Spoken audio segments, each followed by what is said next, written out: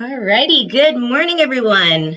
Thank you for joining us for the June 1st Friday webinar. We're very excited to have Melinda Gilliam and Kirsten Aranis from the University of Washington joining us today. Their session is titled Recruitment and Retention, and it is the NWACUHO 2019 Best of the Northwest winner. Before I turn it over to Melinda and Kirsten, I just have a few reminders for you.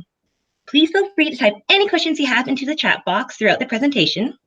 And before you log off, don't forget to fill out the first Friday webinar evaluation, which we posted right below. And if you have a topic that you're passionate about, that you think would be a great addition for our first Friday webinar, please let us know using the same link.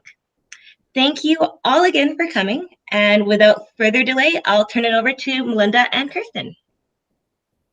Good morning, everyone. My name is Kirsten Aranis. I am currently a resident director at the University of Washington. Melinda is actually presenting remotely, so we're going to give her a chance to introduce herself as well. Hi, all. My name is Melinda Gilliam. I'm a resident director at the University of Washington as well, presenting to you from Hawaii this morning. Thank you for your patience as we are doing this, like Kirsten said, remotely. So usually we present really well together, and I don't have any doubts that we will continue to do so, but there might be some small delays in our transition. Great. So as we get started, we wanted to provide a framework for our presentation for today and kind of where this topic inspiration came from. So Melinda and I both work together as resident directors at the University of Washington and both identify as women of color. In a lot of our different dialogues, both in the professional setting and personally, we've talked about how our personal identities have impacted our trajectory in student affairs, and more specifically speaking of an ongoing dialogue about the experiences that women of color specifically have in the workplace. So really, our topic for recruitment and retention came from a curiosity of wanting to bring to light the different sources of tension that specifically people of color may feel in the workplace.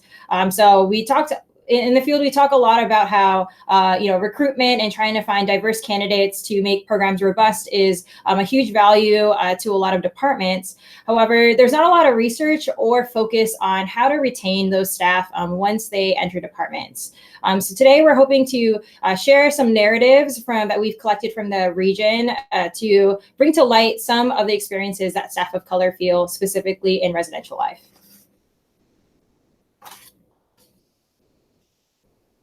Okay, so we're going to start off here with this slide, a little bit of an overview of our agenda for the presentation, as well as some learning objectives. So for the agenda, we're going to start off by getting on the same page and then talking about the importance of retention. Why do we need to focus on it and pay attention to it?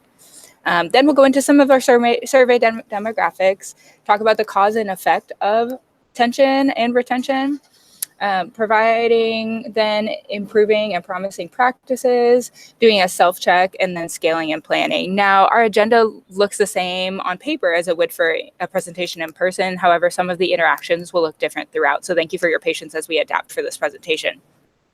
Our learning objectives for recruitment and retention today are to develop an increased understanding of the why of investing in intentional retention of staff of color and why that it specifically is important.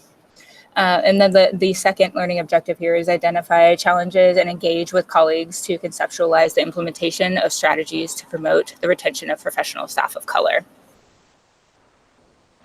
Great, so moving on to getting on the same page. So although Melinda and I have a lot to share in regards to this topic, and it's a topic that we are both really committed to discussing, we in this space are not claiming to be experts in this area. So I know diversity and inclusion is something that in the field, we're all continually growing in. So in this, we're hoping to really just start a dialogue about what this looks like, and then to provide some curriculum as well as a space for dialogue, either in this presentation in the questions section, or give you some resources for you to bring back to your department to have a discussion and see how you might be able to implement some of the suggestions that we're making. We also want to acknowledge that in this presentation, we are going to be focusing specifically on the experiences of staff of color. We recognize that identity is complex, and there are different marginalized identities and the intersection of identities that may impact folks' experience in the workplace. But for the sake of this presentation, we will be focusing on staff of color. So in this, we also will request that you practice perspective taking as we go through some of the narratives that folks have shared. As mentioned, we have collected survey data from the Northwest region, and we'll be sharing direct feedback that was shared in that survey. So as you read through these and as we have a discussion, we hope that you can practice perspective taking and really thinking about what might have led someone to experience these different things at their department and what you can specifically do to support your colleagues of color. In the same vein, because of these narratives are shared by colleagues that are in our region, we ask that you please don't guess of who may have said this or where the context is coming from. We are going to be sharing the demographics of the data, but the actual quotes that we will share will be anonymous, specifically acknowledging that there is a level of risk of folks being willing to share their sometimes challenging narratives that come with a lot of different experiences. So we appreciate you being respectful of your colleagues in that way. And then on the same vein of acknowledging risk, we invite you to acknowledge the opportunity here to take a risk for yourself, or if you are watching with colleagues right now, use this as a space to really have a good dialogue about how these different aspects have either shown up in your work, whether that be something that you have personally experienced, you've witnessed, or perhaps even unintentionally participated in. We ask that you take a risk in this and really use this as an opportunity to continue to learn and grow and ask questions. And Melinda and I will be moderating the chat on the side. So if you have any questions along the way, please feel free to write them in and we will pause the presentation to respond to those. In acknowledging risk, the last thing we want to note is that we were requesting for us as presenters that you acknowledge the risk that we are also taking, presenting on a topic that is very salient to our own identities, and the potential risk that we are taking of presenting this to our region and also future employers and how that might be perceived. So we really appreciate this opportunity and hope that it can spark a robust dialogue. Awesome. So the field of higher education has really grown and developed, especially in the last, 5-10 years. And I think most higher ed professionals understand the value in recruiting a diverse candidate pool of, employees to come to your institution. There's a lot of benefits there, and we'll dive into those later. But let's get on the same page in terms of what recruitment is and what we're defining retention as for the sake of this presentation. So for recruitment, we see this as the action of finding new people to join an organization or support a cause, and that came directly from Google. And then retention, this definition is a little bit more in depth. It says the process and ability of an institution to not only employ qualified academic staff, but also retain competent staff through the establishment of a quality work-life, motivated staff climate, best place of work, and being an employer of choice, depending upon dedicated formulation and execution of best practices in human resource and talent management. So take a moment, let that sink in. It's a robust definition, and really what I would like to pull from that and share with you and emphasize is it's intentional. It's intentional. Everything that you're doing, from what the employee, handles at work, to how you're supporting them, to what they go home and think about or don't think about, all of this comes into it. So it's really the intentional act of recognizing these pieces and then doing something about it. All right, so diving into this aspect, Melinda's actually going to go over this part as well. Wonderful. Thanks, Kirsten. So the importance of retention, the first piece here that we've identified is representation. We know that when students are seeing staff and professors and so on and so forth that reflect their identities, they are more likely to see themselves in that, to see that they can make it, to see that it is possible for them, success is attainable. So representation is big, and that's the same for staff. The higher up staff you see that reflect your identity, the more you see as it being a possibility for yourself. And we know that our college campuses are diversifying rapidly. And so it is really beneficial to, of course, recruit these qualified professional staff of color, but also you want to make sure that you're recognizing the investment. It takes a lot to recruit, and it takes a lot to get qualified folks to campus. It's competitive. Further invest in your initial investment by retaining them. And so this is a two-way street, right? The professional staff of color are also investing in you by taking the time and really putting down roots at your institution and making, qualified choices and putting their work into what they're doing while they're there. The next piece here is authentic growth. A lot of our professional staff of color are coming in with, master's degrees or some sort of professional experience that really leads them to have a textbook or a technical understanding of what they're doing, but they're also coming in with a lived experience.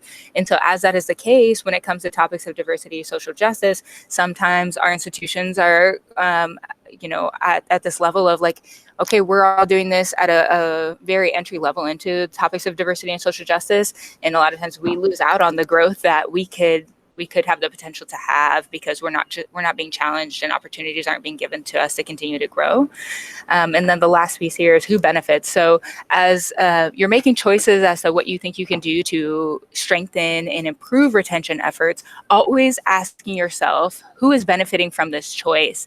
By doing that, you'll allow yourself to stay on track with the hopefully the root and the core of what you're wanting to do in terms of really improving the retention of the professional staff of color, rather than thinking you're doing that, but really who's benefiting are, a different group entirely. So that's a really good centering question. Great. So as Melinda and I thought about how we would approach this topic of recruitment and retention, we felt that it was important for us to be able to quantify and collect data specifically about the experiences of staff of color, given that there is not a lot of existing literature or data about this topic. So what we decided to do is, in preparation for the NWACUHO conference, we created a survey that we sent out to folks within the region, and we're able to collect data about specifically their experiences as staff of color. So the Google survey was open for about 2 to 3 weeks in autumn of 2018. And in this, we want to provide a breakdown of what the demographics were the data. So our goal was to get at least 10 participants. We ended up getting 9, but we were very pleased with how robust and honest the responses were. So although it's a smaller sample size, we feel like as we were starting this presentation, we were really pleased with the qualitative data that we did receive. And it gave us a lot to be able to form this presentation, and we'll get a chance to talk about those narratives as we move forward.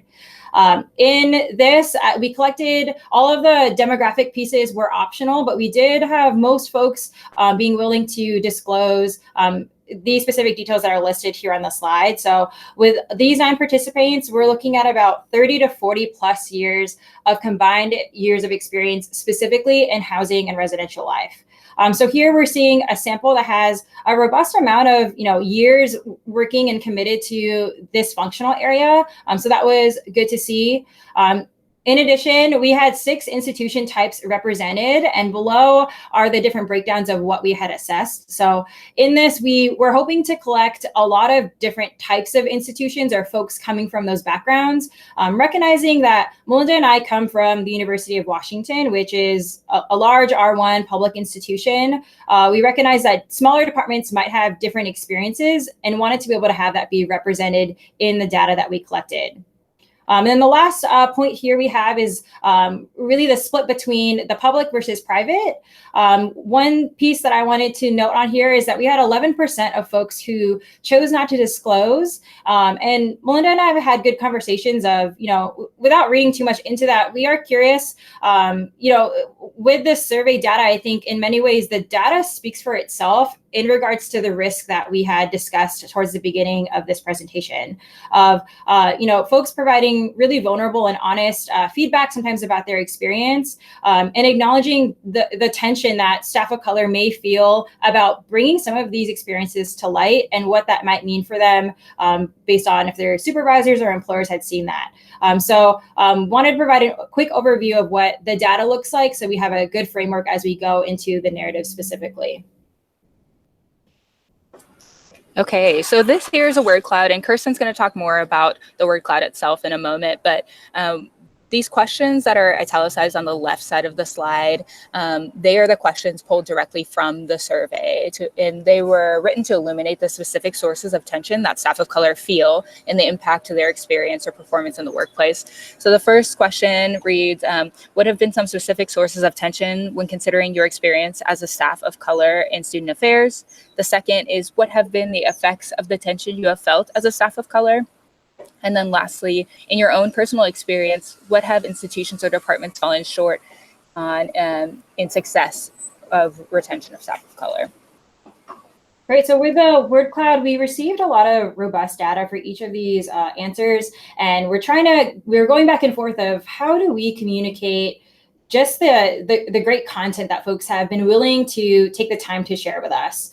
So an idea that we came up to start us off is creating a word cloud. So if you look at this cloud on the right side of the screen here, this was a mass import for the first 3 questions of the survey. We took all the responses from the 9 individuals and imported it and had it, in hopes to create a more digestible form to really assess this data. So if you look at the word cloud, the words that are bigger are the words that came up more frequently. So on here, usually when we present this in person, we have the room or the group take a pause and just outwardly share what words stick out to them from their first initial look at this cloud. So for the sake of us doing this webinar, I'll go ahead and share some words that typically come up when we do this activity. So more commonly, between the crowd, they'll say things like, we're noticing support, the word labor, tone, tension, struggle, difficulty, bias. So these are really the words that folks in the room are able to pick up on based on this word cloud. And we start off with this in our presentation to just get folks in the framework of really understanding a very high level view of what to expect as we read this survey data. Right, and Kirsten, if I'm correct on that word cloud, the bigger the word, the more it showed up, right? Yes, correct. All right, so diving specifically into what were the narratives that folks shared. So Melinda and I are going to bounce back and forth and read through these. So again, these are quotes that we're taking specifically from the data that we collected. So the first one on the top left says, no one wants to be stagnant in their development and profession, and it can be difficult for people of color to even feel as though they are able to move up. It is especially difficult when you don't see people of color in those higher positions. Okay, bottom left, it says, I have been hurt, disappointed, and isolated working in this field. There's a lot of mental, emotional labor and burnout in our work. And when society or social identity is an element of that labor, it becomes more strenuous. Our organization should have anti-racist framework for development. There should be multiple people of color at multiple levels within a department. Retention is not demonstrated by a significant amount of entry-level people of color. I have been asked to facilitate trainings, explain things to my colleagues, and advise student groups associated with my identity. This was hard because I did not want to turn my back on my community. I was the only one in my division with my racial identity, and I wanted to support and show the students that they were supported.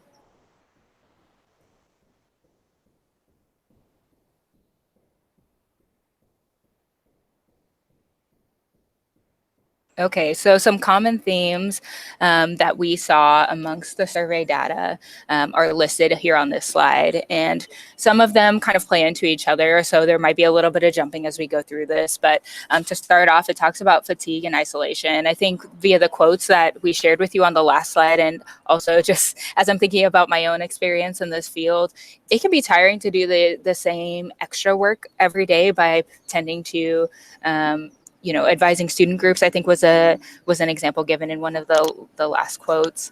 And you go home at the end of the day carrying that burden, not being able to talk about it with anyone. And if you're the only person in your department, there might not even be an option for you to talk, period.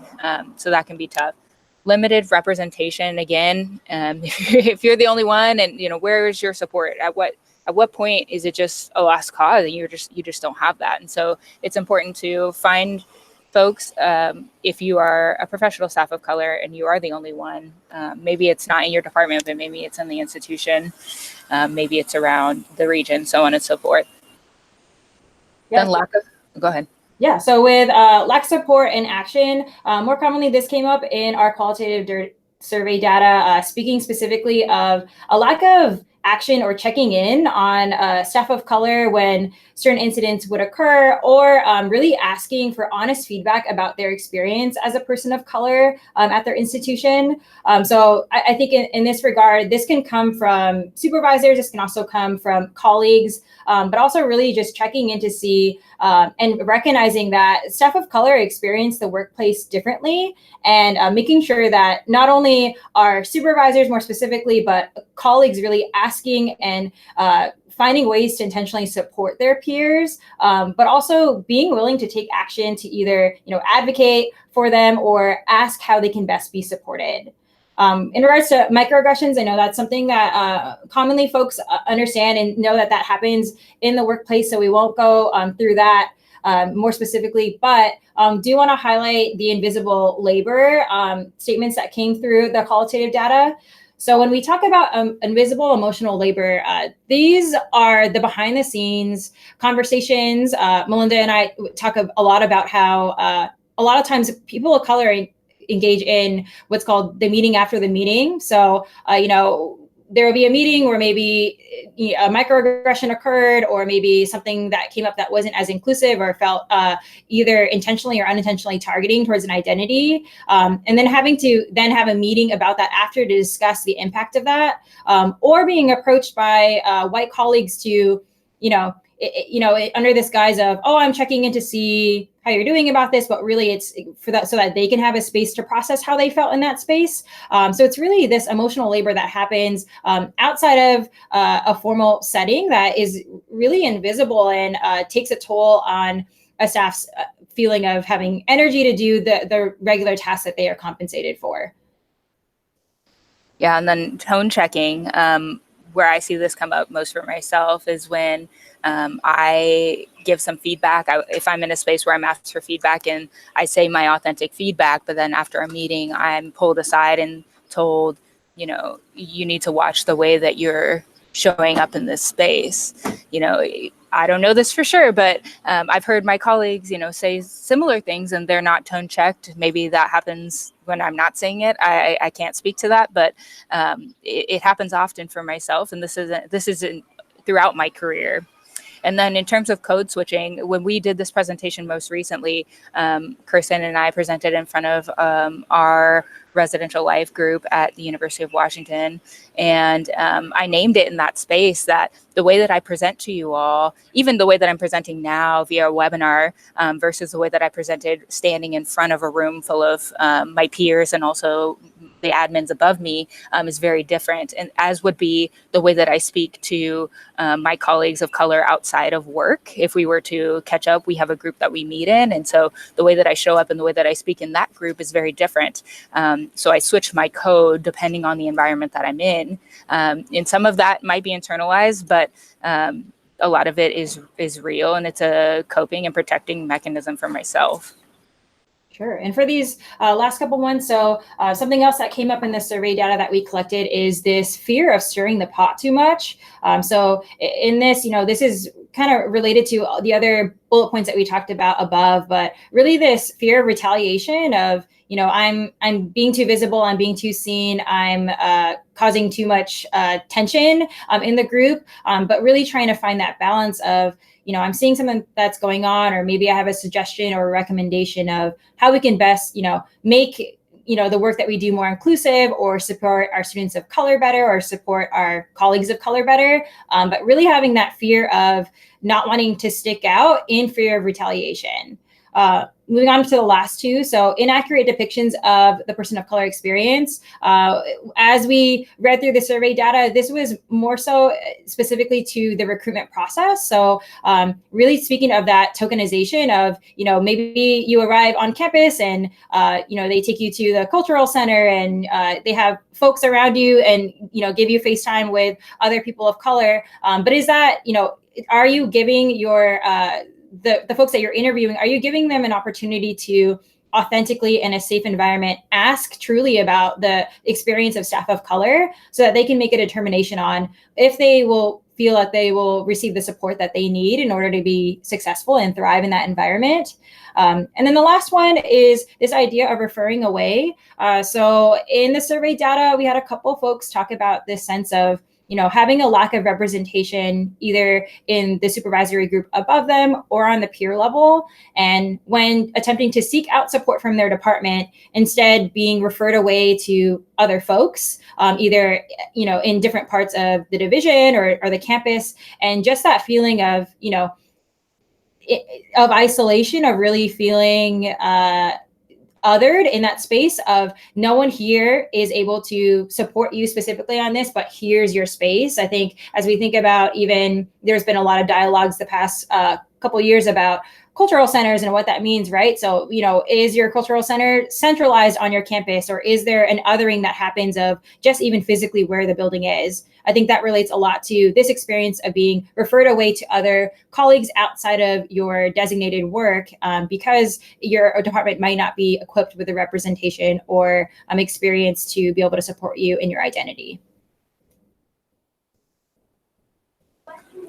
Okay, so for this slide, we're going to talk about improving the practice, improving what we're doing. In the top portion of the slide, there are 2 bullet points, and those are questions taken directly from the survey that we asked our participants. They're italicized, and it says, in your own personal experience, what have institutions or departments done well to promote retention of staff of color? And the second question is, what are key factors to consider as you think about the successful retention of staff of color at an institution or a department? Right. So in this slide, really for us, now that we, the first part of our presentation, we're really diving into what are some of the experiences that staff of color feel. So now as we transition with these survey questions at the top, it's really thinking about, so now that we know that there's an issue and these are some of the tensions that folks feel, what can we do about that? So Melinda's going to go into the first couple of promising practices on the left, and then I will do the ones on the right. Perfect. Okay, so first of all, elicit feedback. Overwhelmingly, as we've done this presentation, people are sitting there and realizing, wow, we're not asking for feedback. Or when we are asking for feedback, it's at the end when people are leaving, like an exit survey.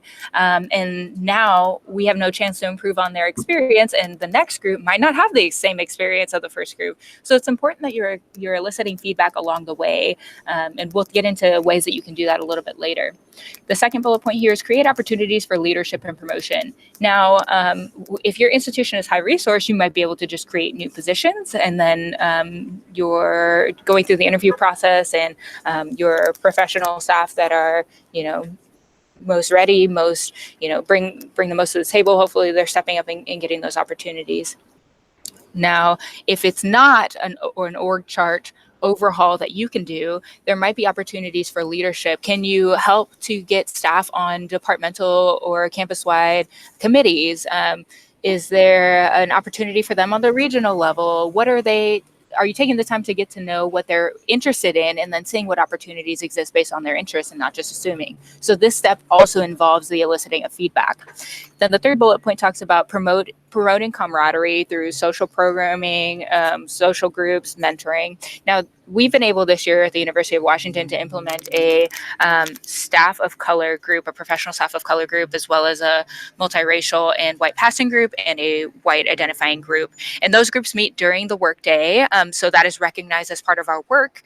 And then we have some freedom in terms of what that looks like. And so we've met about once a month, and there are multiple ways to do this. This is just what we're trying this year. In a lot of ways, it's been great. And in a lot of ways, there's room for improvement moving forward, but it's a step in the right direction and a recognition of our identity. And then lastly, on the left side here, it says recognize societal pressures, the competition between people of color, and then also the bottleneck and filter. So as people of color, we've been conditioned from a very, very early age to compete. We see in the media, we see in life that there's one person of color at the top, and this narrative starts to become established that there can only be one. And so, like I mentioned, from a very early age, we're constantly competing with each other to be that one. And something that worked well for me as an incoming resident director to the University of Washington, Kirsten actually pulled me aside and said, "Hey, let's go grab coffee." And we were chatting, and she said, I recognize that this competition between people of color is real, and I'm not here to necessarily compete with you. I'm here to support you. And through that, we'll both be successful. And I've found that support to be incredibly instrumental and in terms of my retention to the University of Washington. And that's not something that she was told to do, right? But that's just something that we naturally do as people of color as we start to realize these things and these realities, as we figure out how to step up and support each other in community. But we need an awareness that happens and like some support, because that's not necessarily easy to do. And then we know this in residential life, we know this in higher ed, but there's a natural bottleneck and filter that happens. The higher up you get, the fewer the positions. This is not unique to University of Washington. This happens across the nation. And so anything that you can do to really grow your employees and do some awesome professional development through their job, first and foremost, but then also extra opportunities as they pop up, and eliciting that feedback and working to help support them and what they need, can really do well in terms of helping them make their way through the bottleneck and through the filter. Right.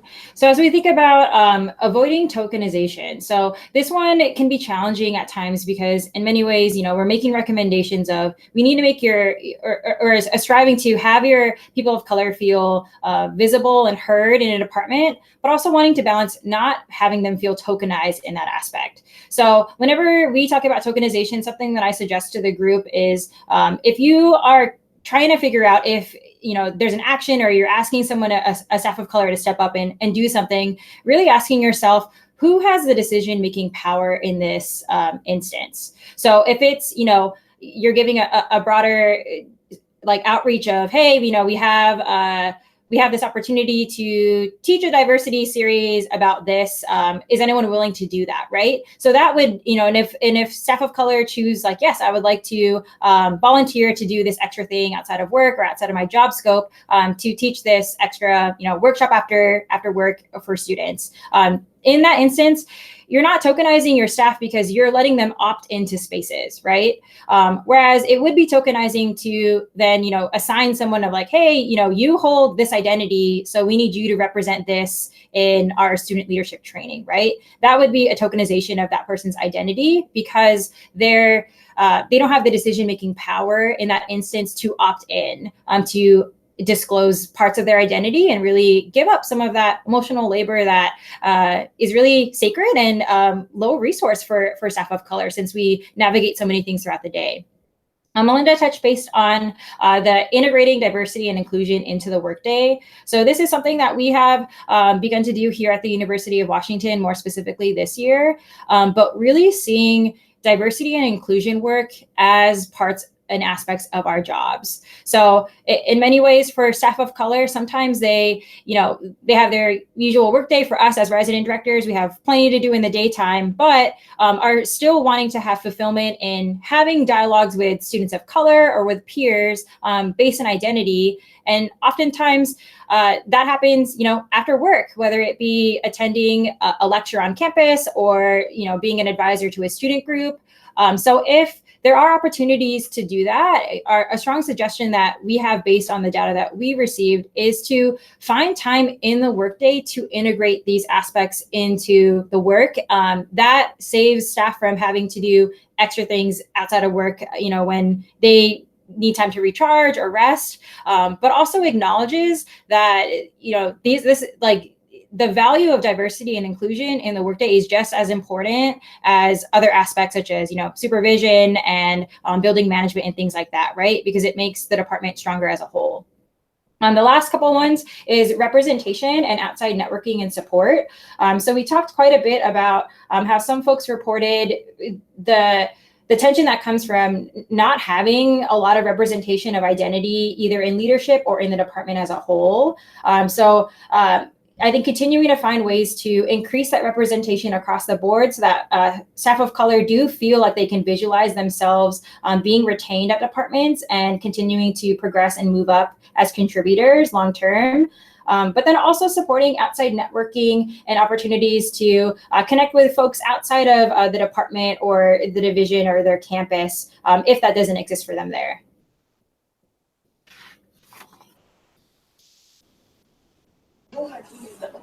Okay, so now we're going to talk about addressing the retention, and specifically these were quotes taken directly from the survey responses of our participants. So we're just going to go ahead and take turns reading off these quotes. The first one at the top right says, ask POC or person of color staff how they want to be supported. The way one person of color is supported is not the way another person of color will be supported. Individualized support, take action when requested, and get comfortable with the uncomfortable, and be vulnerable. I feel supported because I've been able to authentically build relationships with other staff of color in my department, and that has definitely contributed to my overall happiness in my position. There have also been formal opportunities to connect in this way, such as committee or task force comprised of staff of color.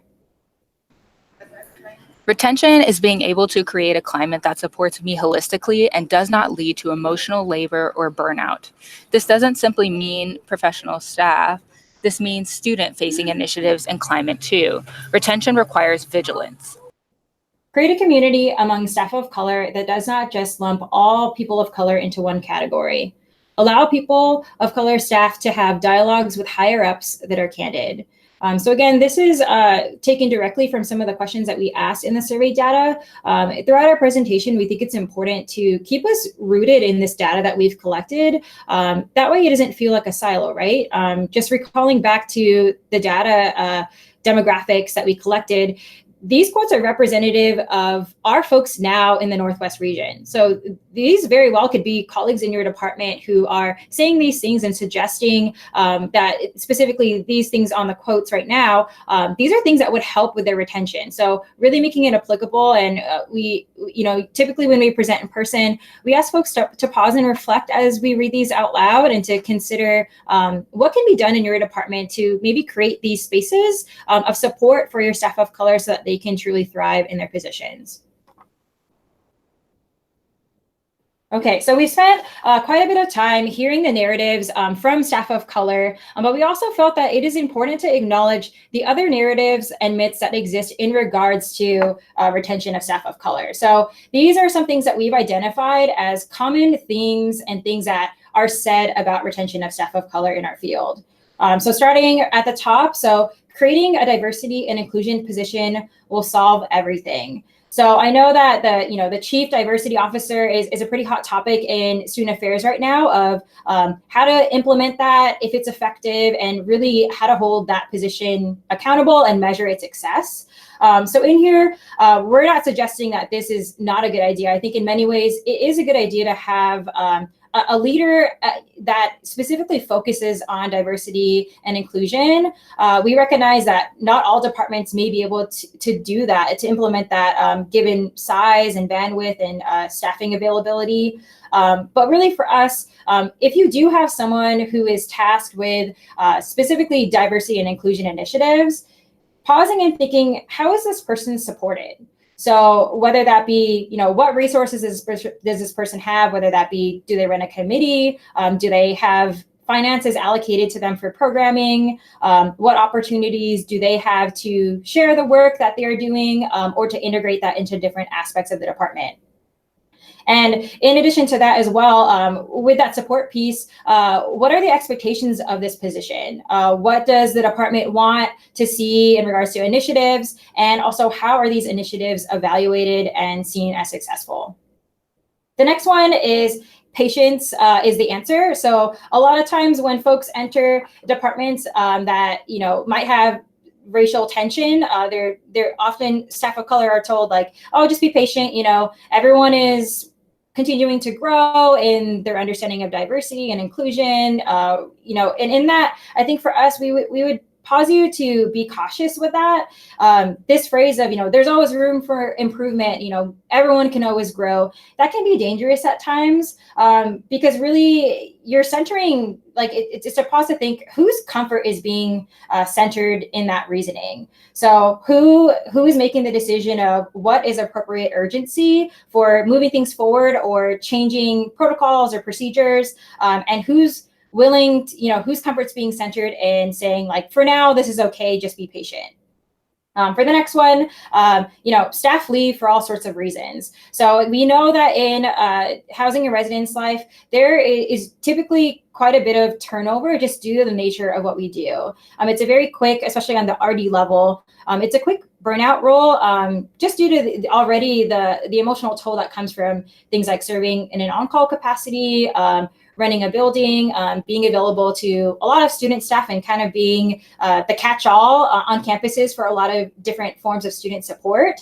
But for this, we recognize that in residence life, there is turnover. However, are you confident that the race dynamics of your department isn't one of those reasons why someone might be departing from your area or from the role? So that's something that we would pause, either recruiting coordinators or supervisors to think about is, are you really intentionally asking your staff and checking in with them to see how their experience is outside of their designated job functions? And if you have folks who are transitioning out of the role, are you allowing them to have space to be able to provide that candid feedback about their experience as a person of color? The next one is there are a limited number of qualified candidates. So this is in regards to the idea of promotion and leadership, right? So sometimes as folks are making decisions for promotions or for hiring, it'll come off of, it's not our fault that the white staff are progressing forward. Our staff of color, they just weren't as qualified as our white staff or things like that.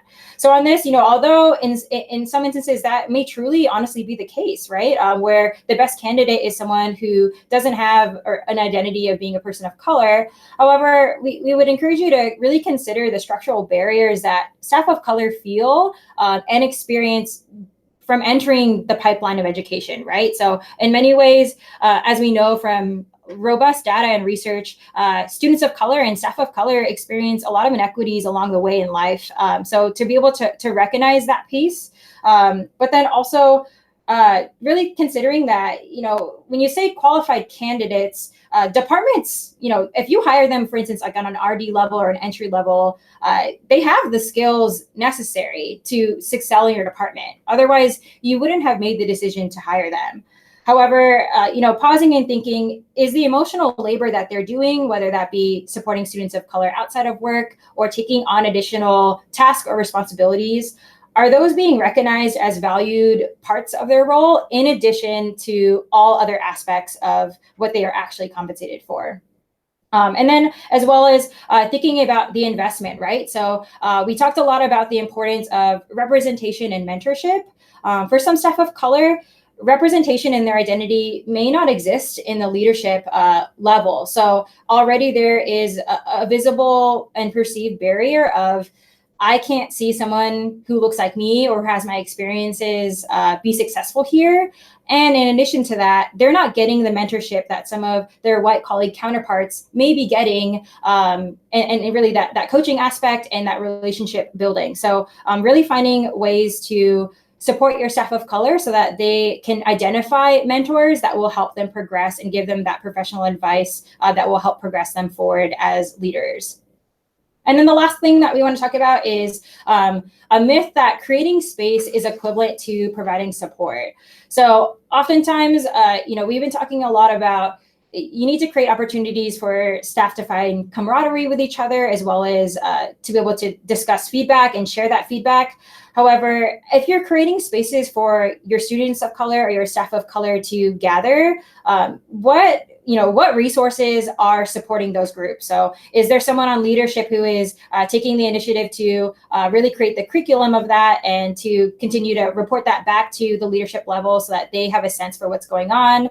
Are you providing finances or resources for them to meet and to have some community building within that, if that's possible? And also, is your space being created, again, in the workday as an opt-in option? So when you create space, asking your staff, your professional staff of color to gather outside of work is asking them to do additional labor that you're not requesting from white colleagues. So are you integrating it into the workday if you work 8 to 5? And does that space have power? Do they have opportunities to collect feedback and provide feedback in a way that will be respected and also taken seriously if they do express any concerns?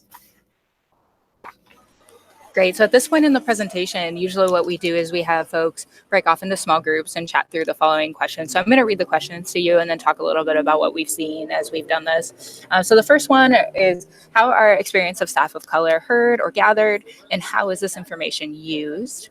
The next is, how does your own identity or implicit bias influence your interpretation of this data? Third, how are you assessing and delivering on what you promise? Fourth, what resources exist for staff of color on your campus, neighboring campuses, the region?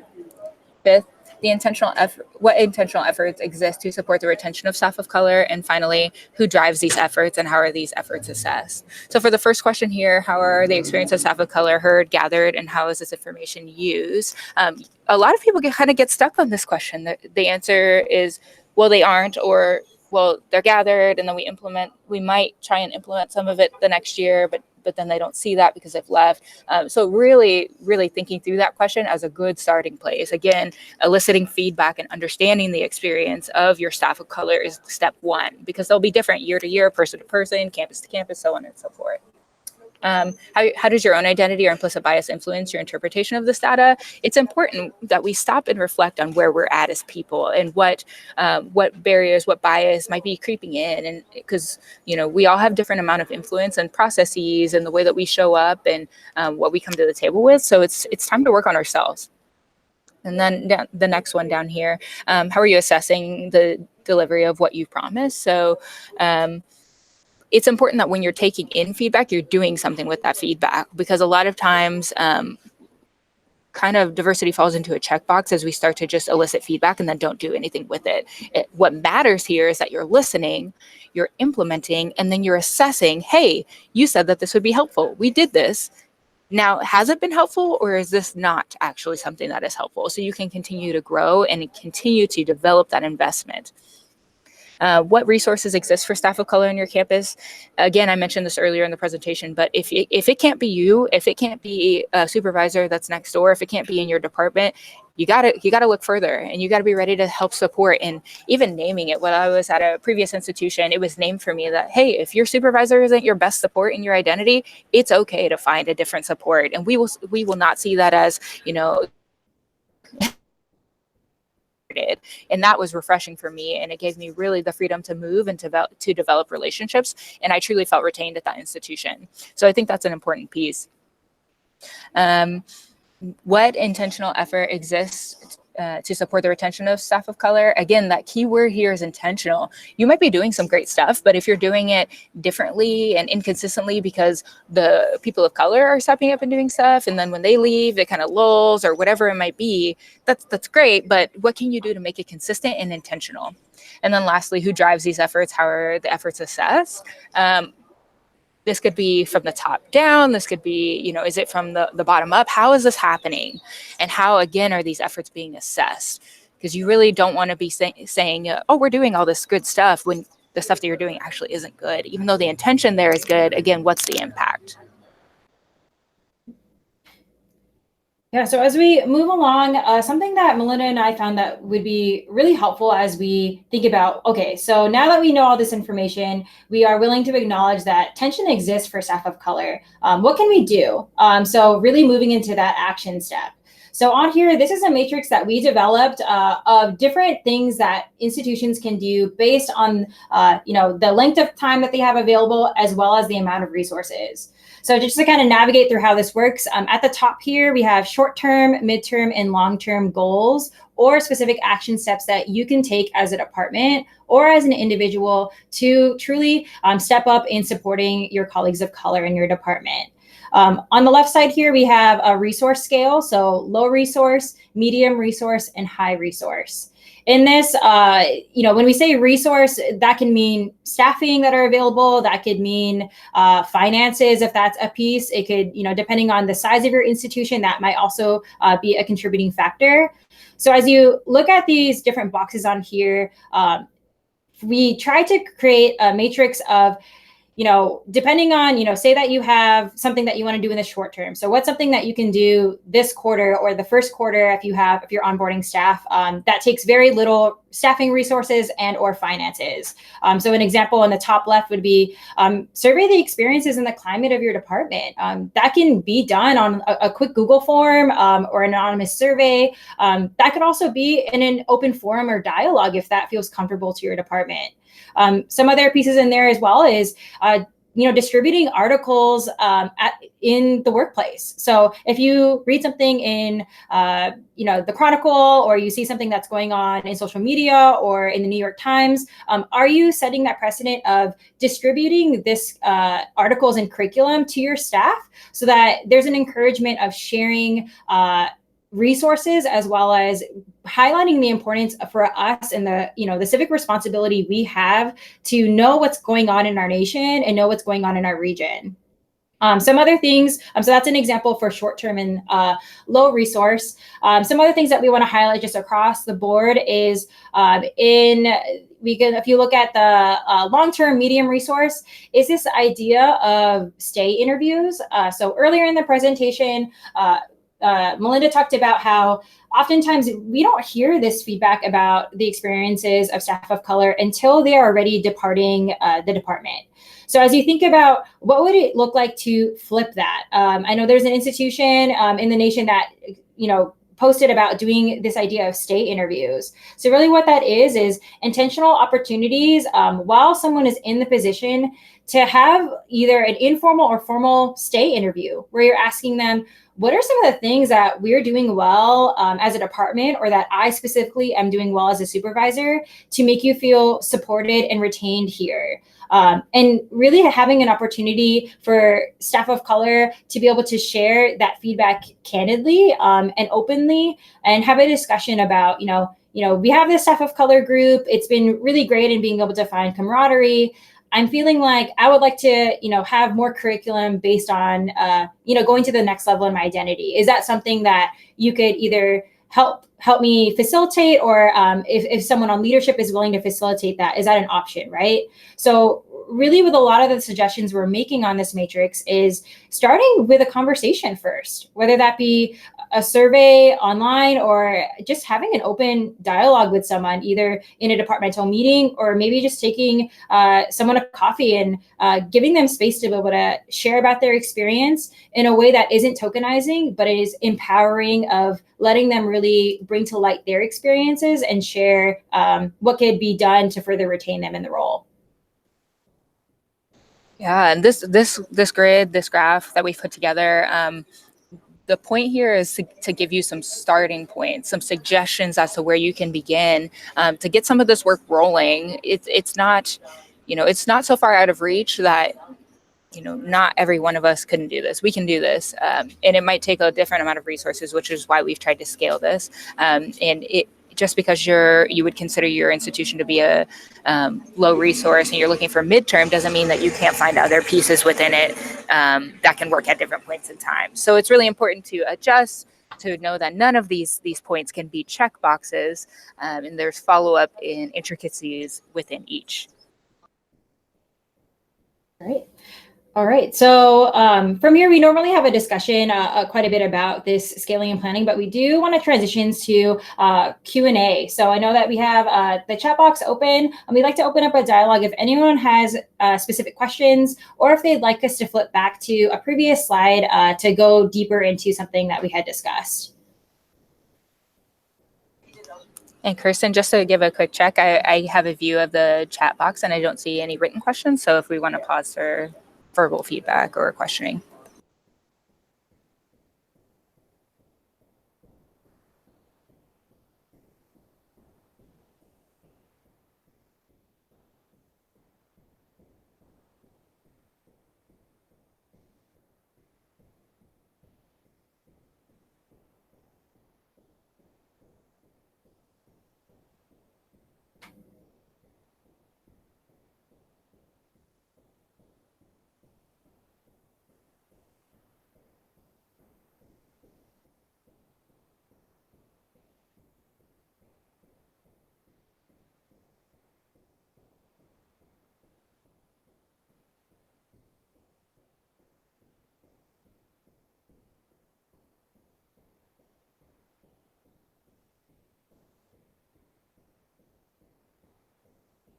right, so I think we have few comments that come in right now. So Janie has written, I really appreciated your scaling and applying model, especially the point that they're not checkboxes.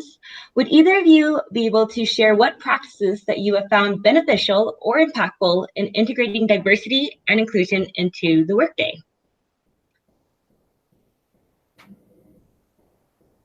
We also have a quick comment here I'll add in from Shelly.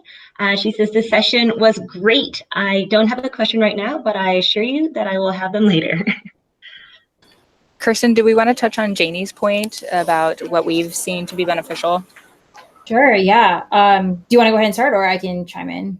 Go for it. Yeah, so I believe the question was talking about what has been successful in regards to integrating diversity and inclusion in the workday. So we can pull from some examples that our institution has been able to implement for us. So one example, and really some of the inspiration for this initial dialogue that Melinda and I had for this topic surrounded on us being tasked and volunteering to lead the first ever student staff of color group here in residential life at the University of Washington. So in that, we were on the training committee, and we, based on previous assessment and feedback that we had received from our student staff the previous year, had indicated that our department needed to make some action and step up in regards to intentionally supporting our RAs and student staff of color.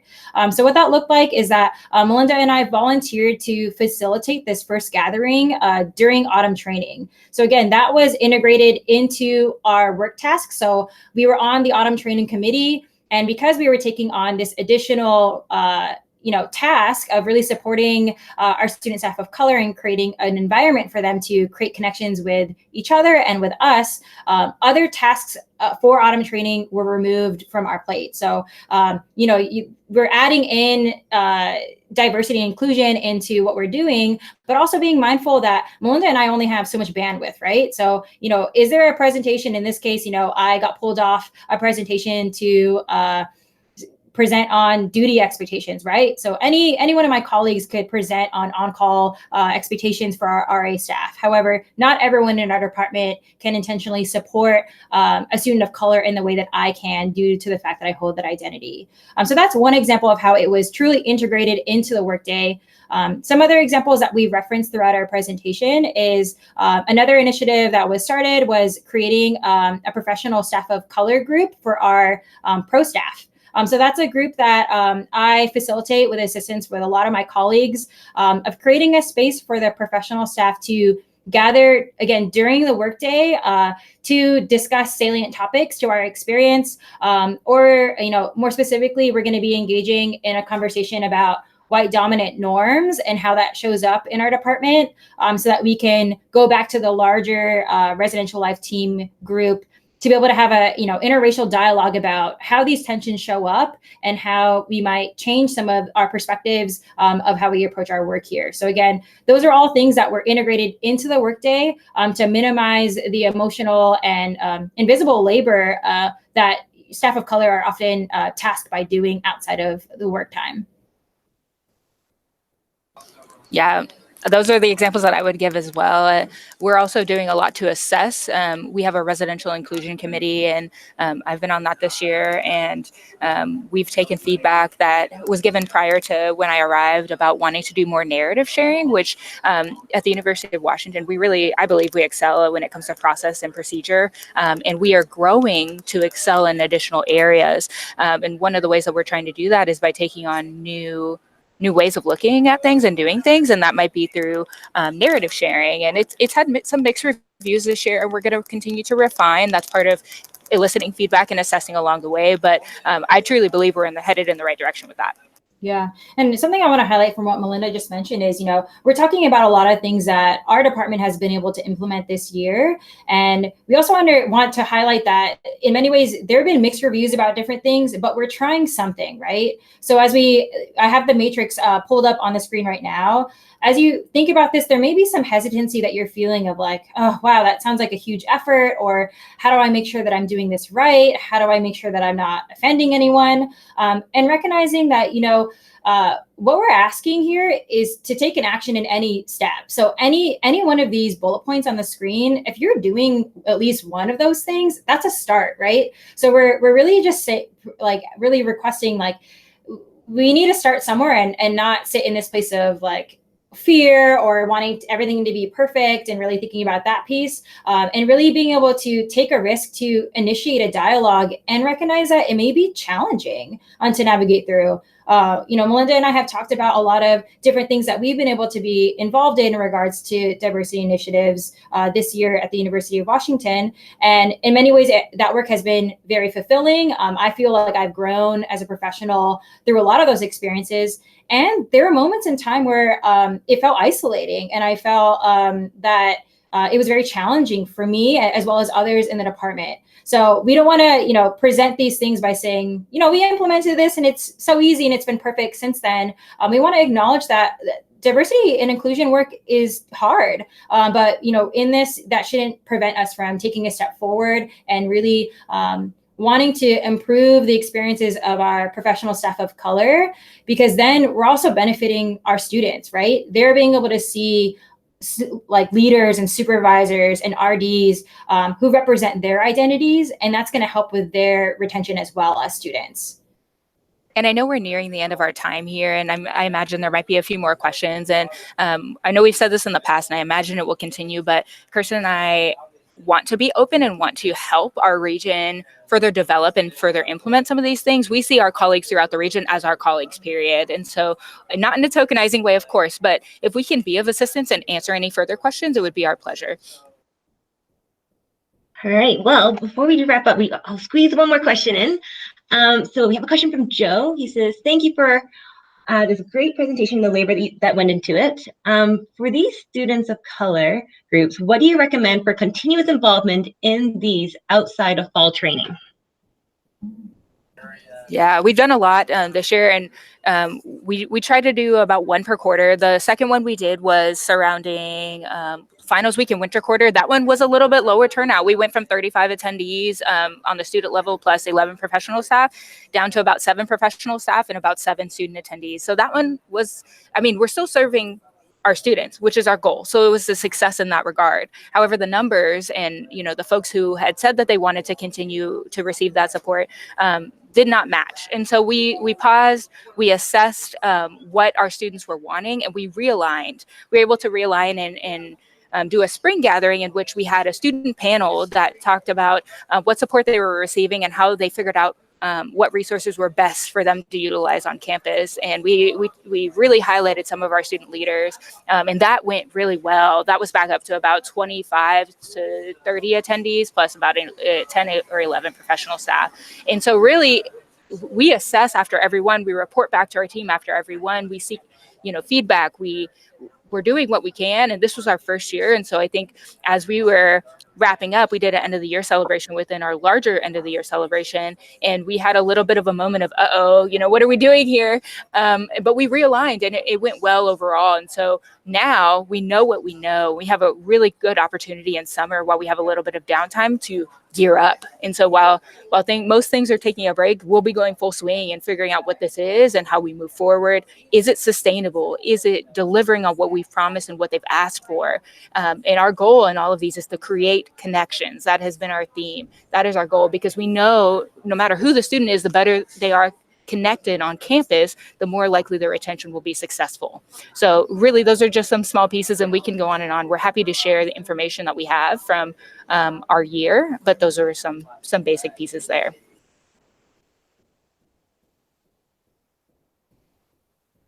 Okay, well, thank you so much, Kirsten and Melinda, for that amazing and really impactful presentation. I've really, really enjoyed it.